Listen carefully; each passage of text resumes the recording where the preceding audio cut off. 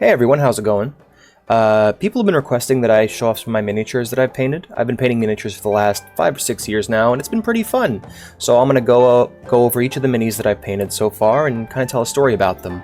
These are all the minis that I've painted that I still own. I got a little bit of a collection going. I'm pretty happy with it, but yeah, we're going to talk about each individual mini on its own and its stories and how I felt like I've kind of grown over time. So this is the first mini I've painted. This is Venom Fang. It is a green dragon. It's D&D. I got this one actually to get over a date that I got stood up for, which is why I still kind of feel sad whenever I look at it. It's got some issues. I think its claws look kind of rough, and I had to glue it onto its base. But overall, I think the skin and the scales look really, really good on it. I'm pretty proud of it at this point. These are my Blood Ravens, my Blood Raven Tactical Squad.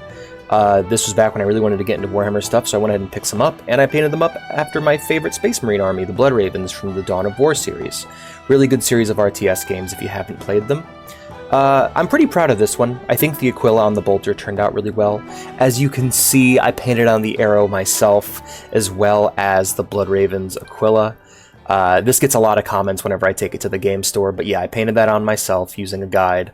I'm pretty proud of it overall. I think all the line work and detail turned out really well on this model, though it does still look a bit amateurish. You can still see some silver on the red on that one. This one was a pain because the flag kept breaking off on the damn thing. That flamer was not what he originally came with. Originally it had a plasma gun, but it broke off. And once again, as you can see, I painted the Aquila on.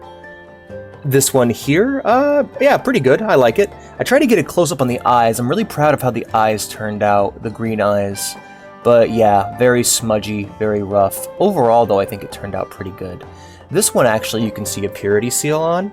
I painted that. I did like a mixture, I think, of a lighter red for that one, kind of a red and a pink color.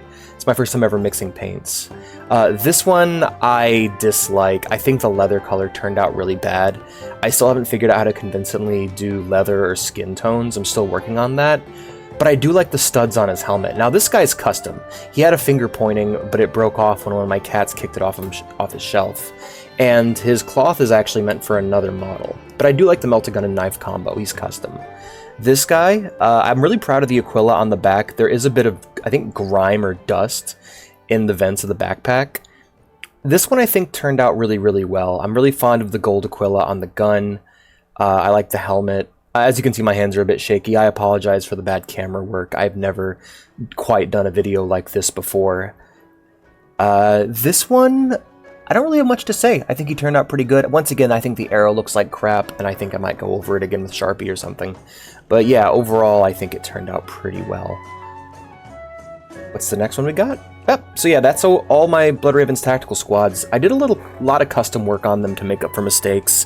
These guys sat on the shelf for a long time and were knocked down and knocked around a bit, to the point where I'm even short one, and I'm currently working on them. This was the next addition to my Blood Ravens army, a Blood Ravens librarian. He was a nightmare to paint. All kinds of little details, all kinds of requirements for paints I didn't own. I had to custom work a lot of paint. And originally he had an open helmet that I was not proud of how I painted him, so I cut his head off and replaced it with a beaky.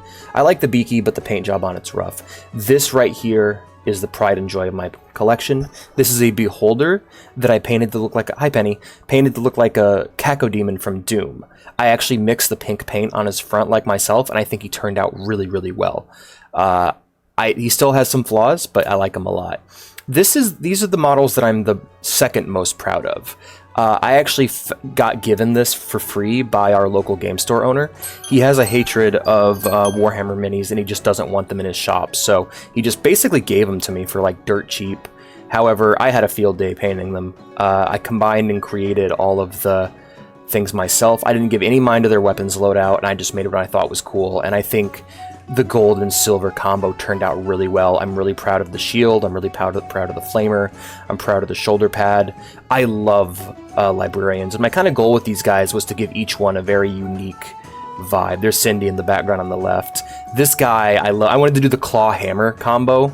I'm really fond of Horus's design from the Horus Heresy, so I really wanted to do that kind of cool hammer claw combo. I think his cape turned out a bit rough, but I'm really proud of everything else. I like this guy a lot. I like the mace and the tiny shield.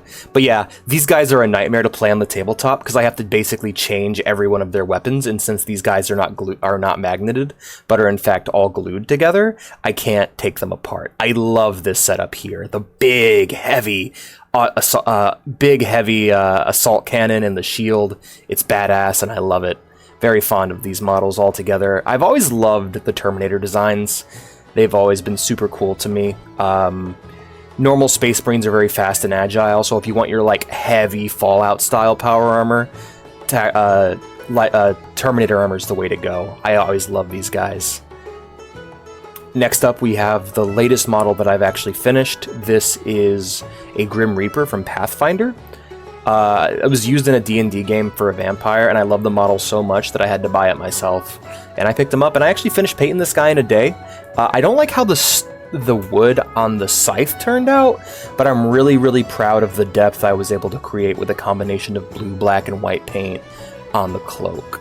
So yeah, that's my collection. I hope you guys enjoyed it. If I want to do it, if this video does well, I'll make another one. But yeah, I hope you guys had a great time. If you enjoyed the video, be sure to subscribe. If you want to see more from me, be sure to join the Discord down below. And if you want to support these videos and help my channel grow, be sure to join the Patreon. Thank you for watching, and have a good one.